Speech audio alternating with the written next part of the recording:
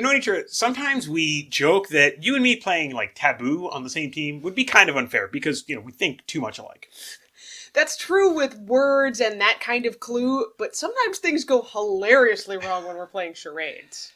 It's funny you say that, first of all, because it's true, but secondly, because our game this week kind of does that, going from Taboo into charades as the game goes on. This is a snap review for Time's Up! Family Edition. Time's Up! Family Edition is a new version of the classic game from R&R Games.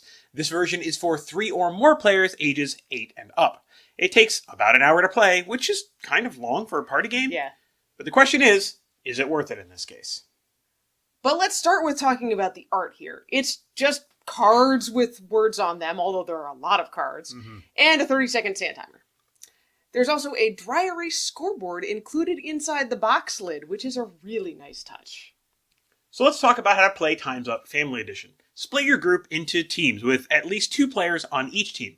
The box has spaces for up to 5 teams in that dry erase section. Decide as a group if you're going to use the blue words or if you're going to use the orange words on all of the cards. Then shuffle 40 cards together to make your game deck.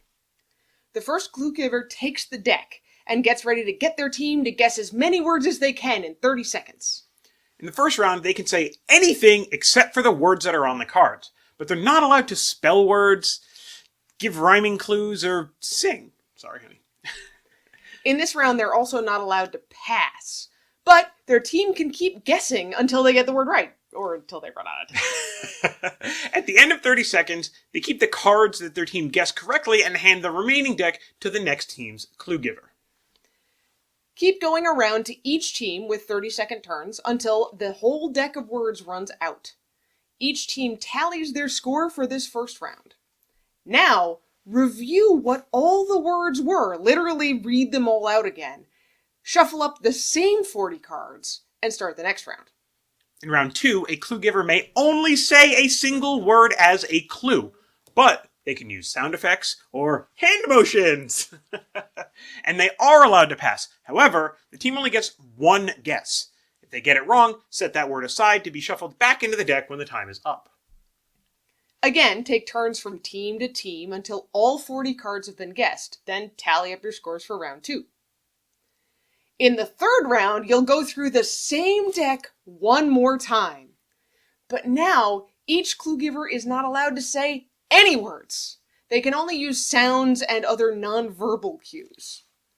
But they're still allowed to pass, and their team is still only allowed a single guess per card.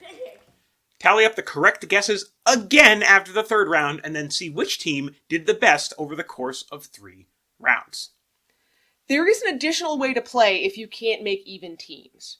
With 3, 5, or 7 players, you can make a sort of temporary team where each player gives clues to the person on their left, and correct answers are stacked in a pile between the 2 players. At the end of each round, each player adds the cards on their right and on their left to get their total for the round. So Andrew, what did we expect from this game? Well, if any of this sounds familiar, it's because we've played a game like this before with our adult friends called Celebrity, and you might have too, where each person would write down the names of like 5 celebrities and put them in a shared pile. It's a ton of fun, but it's so hard to clue people on words they don't know or names of people that they've never heard of before. I was really nervous this might not go over well with our kids and we'd just end up staring at each other. I had no idea if domain knowledge was going to be a problem, because it often is with these kinds of guessing games. Just too many words that kids don't know. So, what surprised us about this game? Well, like you said, we've played this game before and others like it, but we never tried something quite like this with our kids.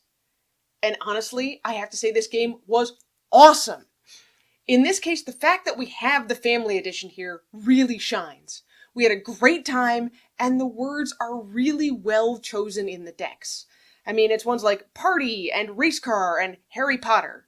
Your kids may run into a handful they don't know, but it's going to be very rare that that happens.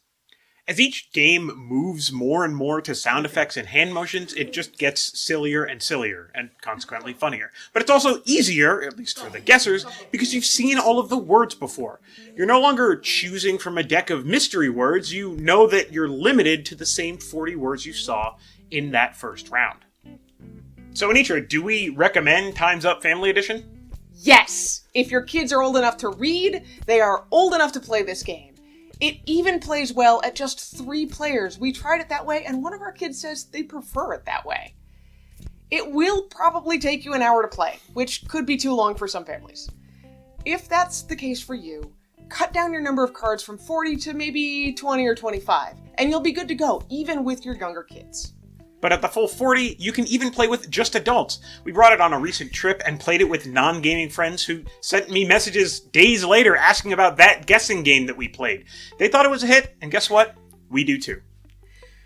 We rate Time's Up Family Edition 4.5 silly gestures out of 5. And that's Time's Up Family Edition In a snap.